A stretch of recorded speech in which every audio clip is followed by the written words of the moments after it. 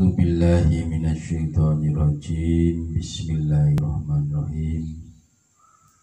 Alhamdulillahirabbil alamin wa bihi nasta'in ala umuri dunya waddin.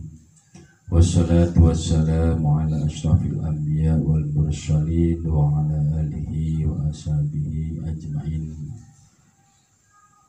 Rabbi shrah li sadri wa yassir li amri wahlul 'uqdatam min lisani yafqahu qawli amma ba'du. Bismillahirrahmanirrahim.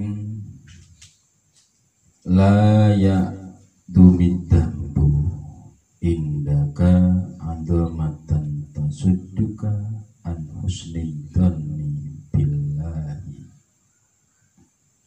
Layak dumi ojo nganti dadi gedhi adambu opo dosa indaka ing dalem sanding sira adomatan kelawan nganggep gedhi tasuduka kang nyegati apa dambu ing sira an husnidoni saking bagusi penyono bilai kelawan Allah biantuki aka gambarane kelawan nyento nibaake sira kelawan nibaake Allah ing sira fil yaksi ing dalem luas wal kunuti lan putus asa. Fahadihi mongko utawi iki andomatun iku nganggep di dosa madmumatun kang den paidu qatihatun tur nyacat fil imani ing dalem iman. Wahia utawi hadihi andomah syarrun iku luwih ala alaika ing atase sira min dunubika ketimbang pira-pira dosa sira wasababua utawi sebabe hadihi andomah jahluka iku budune sira bisifati maulaka kelawan pira-pira sifate bendara sira wa wukufika lan ngadegi sira ma'an nafsika ing dalem setone nafsu sira. Jadi dosa iku aja sira anggap gedhe banget. Gedene dosa sira sehingga ngalang-alangi awake sira saking tumindak bagusi penyono marang Allah. Nuli sira dadi luas saking rahmati Allah. Pandangan kang mengkene iki luwih ala ketimbang dosa kang sira lakoni. Sebab sira duweni pandangan kang mengkono iku krana sira budu terhadap sifat-sifate bendara sira lan tansah ngandhelake awak sira. Pembahasan yang terjadi layak dumidambu, dosa itu jangan dianggap menjadi sesuatu yang besar sehingga menutupi anggapan dosa tersebut dari berprasangka dengan Allah sehingga hilang jauh dari berprasangka bagus terhadap Allah. Ketika terjadi sesuatu yang Allah berikan kepadamu, sehingga tidak luas cara berpikirnya, dan kadang bisa terjadi putus asa, dan ini menjadi bahaya karena selalu besarnya mencaci maki, dan ini menjadi sesuatu yang cacat dalam iman. Contoh, ketika terjadi persoalan yang ada di muka bumi ini, dari berbagai macam sesuatu yang terjadi pada diri kita, karena banyaknya dosa katanya, sehingga untuk berbuat prasangka yang baik terhadap Allah itu lemah, sampai kadang terjadi putus asa, sulit semua untuk mengungkapkan, semua saling tuduh menuduh, membohongi diri sendiri, dan ini yang terjadi dari kerusakan iman, cacat imannya. Dan sesuatu yang besar itu tidak dibesarkan. Mestinya Allah Ta'ala yang lebih besar untuk dibuat berprasangka baik terhadapnya. Sesuatu yang terjadi di dalam diri kita, contoh kecil, di alam raya yang luas ini, itu contoh besar. Ini untuk menumbuhkan cintanya kita terhadap Allah ketika ada sesuatu yang besar. Kalau semua di alam raya dunia ini ada yang namanya penyakit, bala, bencana, bakteri yang mematikan, berarti ini iman harus dikuatkan. Biar sesuatu yang besar itu nanti lebih besar lagi kasih sayangnya Allah terhadap makhluk yang ada di dunia. Dan ini nanti tidak merusak keimanan. Makanya sesuatu yang ini besar katanya dosa, di balik itu semua menjadi sebab bahwa kita itu bodoh dengan sifat-sifat yang ada pada Tuhan kita, pada pendoro kita, pada apa yang menjadi keyakinan Tuhan kita, sehingga tidak berdiri dengan nafsunya sendiri. Kalau berdiri dengan nafsunya sendiri, maka sifat Tuhannya kecil, membesarkan sesuatu yang kecil padahal itu tidak kecil, apalagi yang tidak kelihatan. Seharusnya yang dibesarkan itu sifatnya Allah, walaupun tidak pernah mengukur sifatnya Allah itu sebesar apa. Seperti kita sholat, Allahu Akbar, Allah Maha, tapi besarnya kita kan nggak tahu besarnya Allah seperti apa. Tidak dihitung, tidak diukur dengan meteran, tidak diakumulasi dengan hitungan, tapi disuruh membesarkan. Tapi kalau kita membesarkan dosa kita, maka ini kebodohan yang terjadi, dan itu tidak baik. Padahal sifatnya Tuhan yang besar, yang luas, maha segalanya, itu harus dibangun, bahwa Allah itu maha penyayang dan maha pengasih. Adanya corona yang terjadi ini menunjukkan kita tidak harus berhenti pada diri kita, nafsu kita.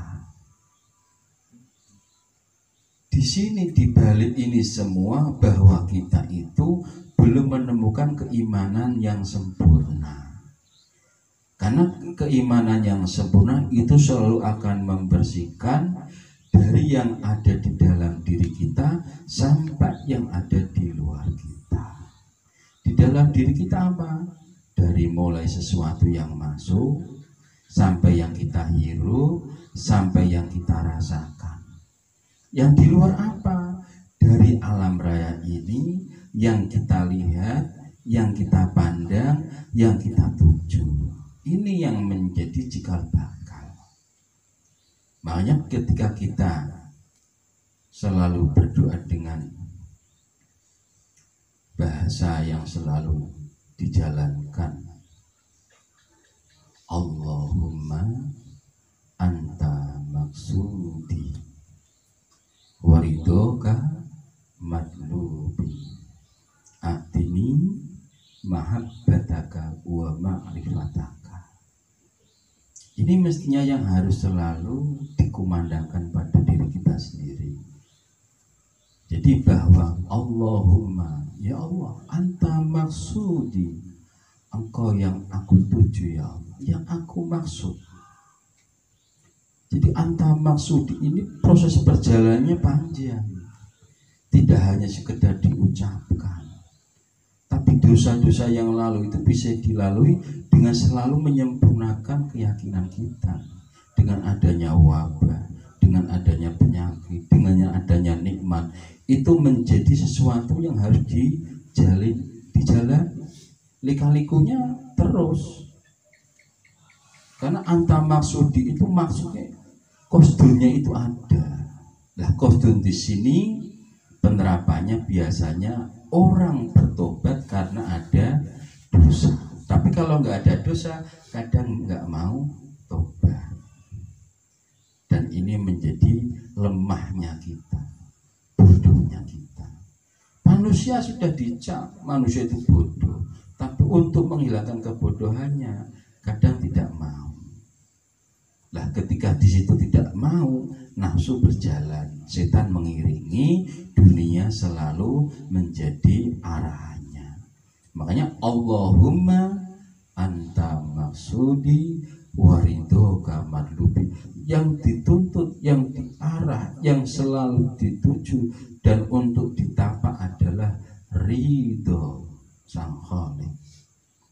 Ketika waridoka madlubi, terus minta atini mahabbataka, untuk selalu mencintai Allah. Setelah mencintai Allah, atini mahabbataka, baru wa ma'rifataka, untuk selalu diberi pengetahuan tentang kuasa-kuasa Tuhan yang selalu diberikan kepada makhluknya untuk bisa dinikmati untuk segala lapisan masyarakat, baik makhluk yang kita lihat maupun yang tidak kita lihat. Jadi bisa dicerna. Tapi kalau berhentinya pada nafsu, berhentinya pada badan jasmani, maka hanya jasmani itulah yang akan menjadi konsep hidupnya. Sementara yang bersifat untuk menuju kepada haribaan Tuhan kadang dihilangkan. Tuhan bersifat wujud, bersifat qidam, bersifat baqa, sebagaimana yang telah ditentukan oleh ulama-ulama terdahulu, tidak didahulukan.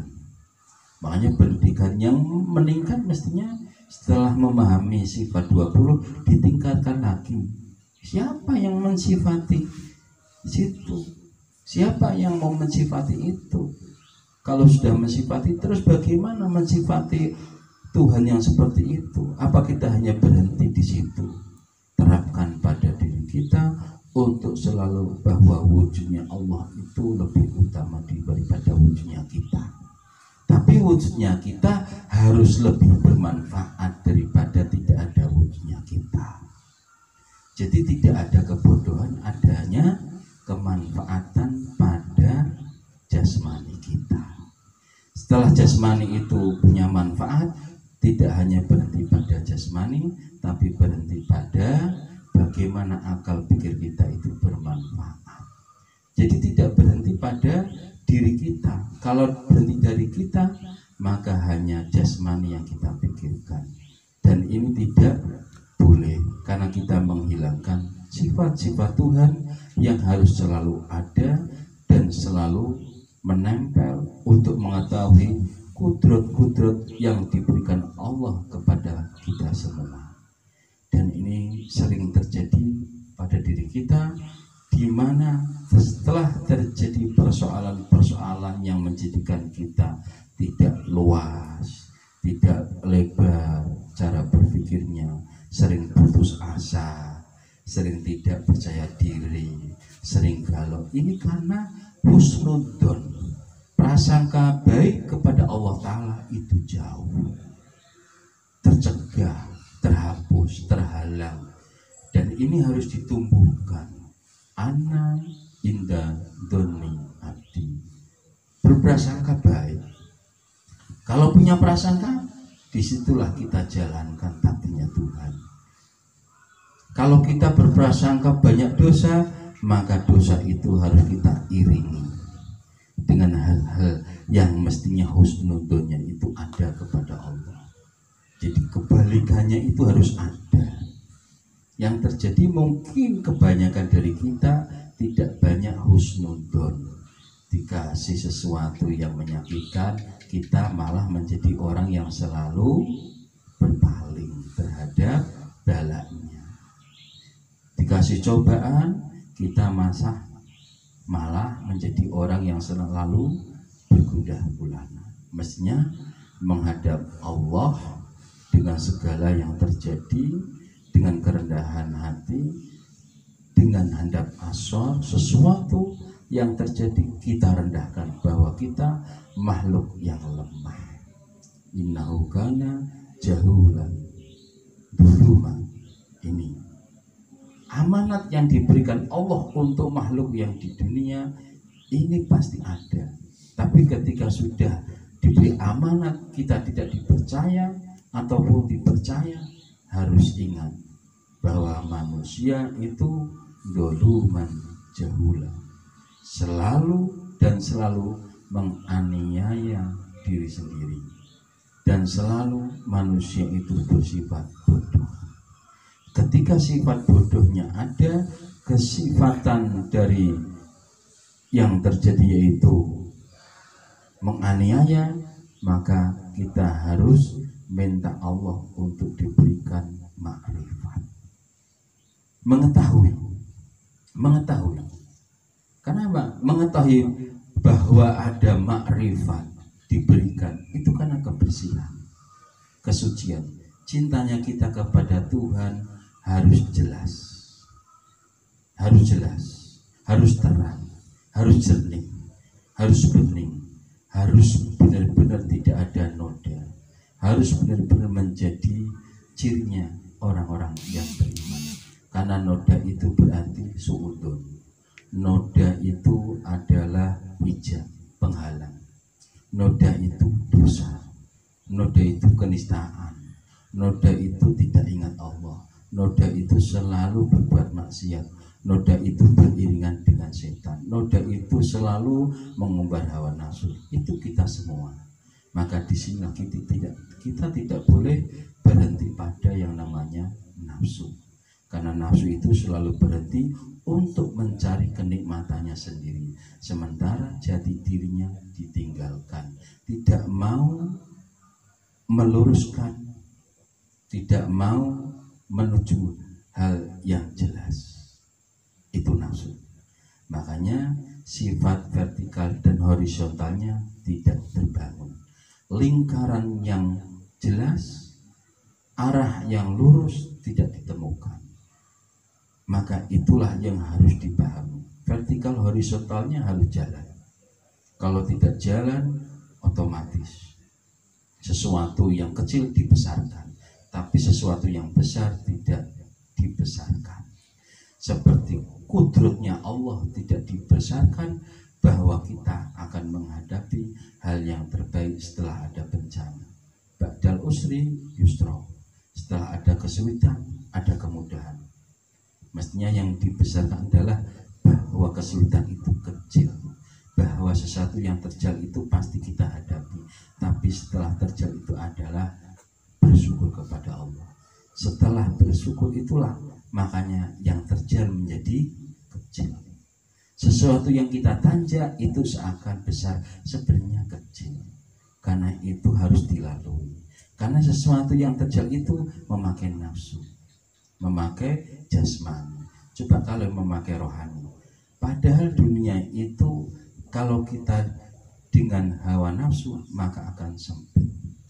Akhirat itu akan luas, tidak berhimpit-himpitan, tapi tidak banyak orang yang ke sana. Sementara orang yang berebut dengan duniawi itu berdesak-desakan sehingga sesuatunya menjadi berhimpit-himpitan, seperti hidupnya hewan-hewan yang ada di alam raya ini. Berhimpit-himpitan senang, tapi untuk menyendiri mencari sifat Tuhan yang jelas, yang terang, yang nikmat, yang bisa disyukuri, itu tidak mau, karena disitulah Tuhan ada. Maka kita harus berpikiran luas dan tidak hanya berpangku tangan. Kita harus tidak jelas konsep hidupnya.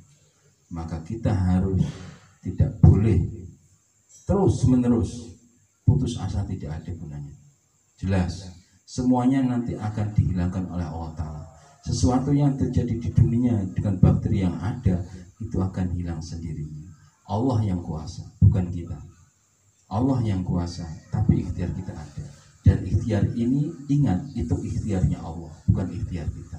Ikhtiarnya Allah adalah manusia untuk selalu paham bahwa dosa yang kamu kerjakan itu sebenarnya kecil dibanding rahmatnya Allah. Karena yang pertama selalu Bismillahirrahmanirrahim, bahwa Rahman Rahimnya Allah Ta'ala itu harus diseimbangkan.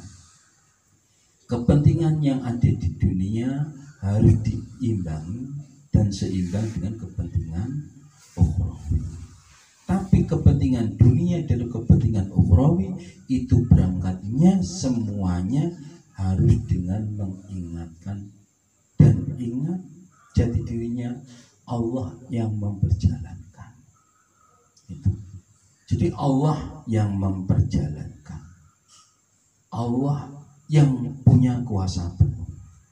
Kita hanya berikhtiar untuk sesuai dan menjalankan takdir yang ada. Jadi ketika dosa dijalankan, kita harus berprasangka Allah sedang menjalankan diriku seperti ini. Tapi rahmat Allah lebih luas, lebih besar daripada dosa yang ada pada diriku. Tapi kalau selalu menambah dan menambah, dosa itu lebih besar, maka iman ini cacat. Ingat, rahmat Allah itu lebih luas, sehingga kita tidak putus asa. Sehingga pada pembahasan makalah yang akan datang, fa inna man arafa rabbahu ma'rifatan hakikatan istasghara fi jambi karami.